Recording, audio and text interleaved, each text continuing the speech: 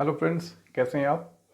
तो आज मैं आपसे एक बहुत इम्पोर्टेंट पॉइंट के ऊपर बात करने वाला हूं और ये प्रॉब्लम जो है बहुत जेन्युइन है और बहुत कॉमन है बहुत सारे स्टूडेंट्स के बीच में। इवन मैंने भी इस प्रॉब्लम को बहुत फेस किया था जब मैं प्रिपरेशन कर रहा था। आज जो मैं चर्चा करने वाला हूँ वो स्पेशली इस बात पर है, वो स्टूडेंट्स जो सब इंस्पेक्टर, पटवारी, क्लर्क और टीईटी जैसे एग्ज़ाम्स की स्पेशली प्रिपरेशन करते हैं, उनके साथ ये ज़्यादा प्रॉब्लम है।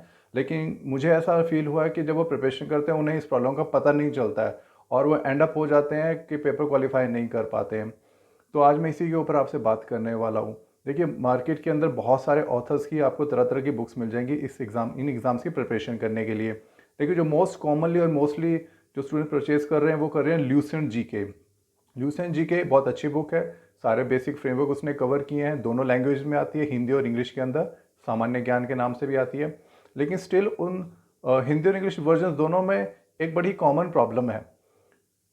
पहले तो मैं आपको बता दूं ल्यूसेंट जी के कवर क्या क्या करती है। ल्यूसेंट जी के कवर करती है आपकी हिस्ट्री, पॉलिटी, इकोनॉमी, ज्योग्राफी, आपका जो साइंस का पार्ट है जिसमें आपका फिजिक्स, केमिस्ट्री और बायोलॉजी आता है, और मिसलीनियस टॉपिक्स होते हैं कुछ जनरल अवेयरनेस की होती है। दिक्कत ये कि यही भी है इसमें कि जनरल अवेयरनेस अपडेटेड नहीं होता है, पुराना होता है, क्योंकि बुक बार बार हर महीने तो प्रिंट होती नहीं है।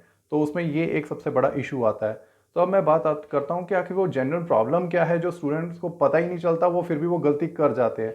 देखिए, जब आप ल्यूसेंट जीके से अपने एग्ज़ाम की प्रिपरेशन करें तो इस बात का खास ख्याल रखें कि जो भी सब्जेक्ट का टॉपिक आप इंग्लिश में पढ़ रहे हो सकता है वो हिंदी में ना हो, तो वो हिंदी वाले बच्चों को एक डिसएडवांटेज हो जाएगा। या उल्टा भी हो सकता है कि वो हिंदी में गिवन है लेकिन इंग्लिश के वर्जन में गिवन है, तो इंग्लिश वालों के साथ अनजस्टिस हो जाएगा।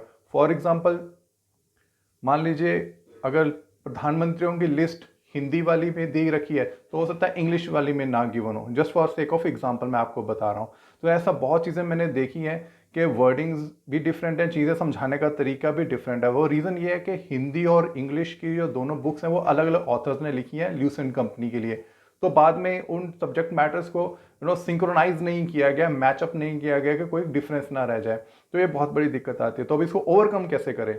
देखिए, बुक अच्छी है, नो डाउट। अब आपको करना ये है कि हिंदी और इंग्लिश की दोनों बुक्स खरीदनी पड़ेंगी। आप हिंदी में प्रिपरेशन कर रहे हैं, इंग्लिश में प्रिपरेशन कर रहे हैं, वो अलग बात है, लेकिन बुक्स आपको दोनों रखनी पड़ेंगी अगर आप ल्यूसेंट से पढ़ रहे हैं। दोनों को सामने रखिए, जो टॉपिक आप पढ़ रहे हैं दोनों में देखिए बराबर उसको, किसमें कम है किसमें ज़्यादा आपको खुद पता चल जाएगा। वहाँ से फिर अपने नोट्स बनाइए। यस, सेकेंड चीज़ जो मैं आपसे डिस्कस करने वाला हूँ, जब भी आप ल्यूसेंट से पढ़ें तो प्लीज़ ये मत सोचे कि मैंने ल्यूसेंट खरीद लिया तो मैं इसी से हाईलाइट करूंगा या अंडरलाइन करूंगा तो मेरा काम हो गया। नहीं, आपको नोट्स बनाने पड़ेंगे।